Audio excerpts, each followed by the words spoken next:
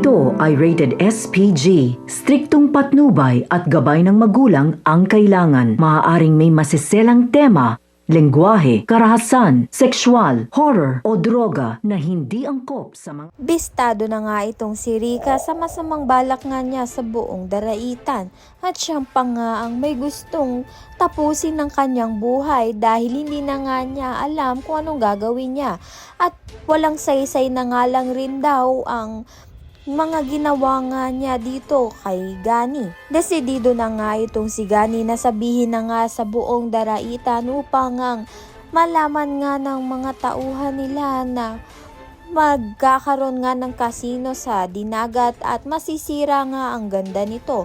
Ngunit makikipag-unahan nga itong si Rika dito nga kay Gani at magtatapatan nga sila at mapupuruhan nga itong si Gani. May posibilidad nga na maospital nga itong si Gani dahil nga sa tulak nga nito ni Rika. Samantalang nakauwi na nga itong si Ikit sa Pilipinas at madadatnan nga niya ang mga niyang kritikal lang lagay sa ospital dahil nga sa tulak nga nito ni Rika. May tsansa nga daw na magkaroon nga ng demensya itong ang si Gani at makalimutan na nga niya lahat. At ang impormasyon nga nito na nalaman niya nga dito kay Rika na gusto nga gawan ng kasino nga ang Dinagat. Magkakaroon nga ng tsansa itong ang si Rika na ituloy nga ang casino project pag nga nasa ospital nga itong si Gani dahil hindi na nga niya kaya.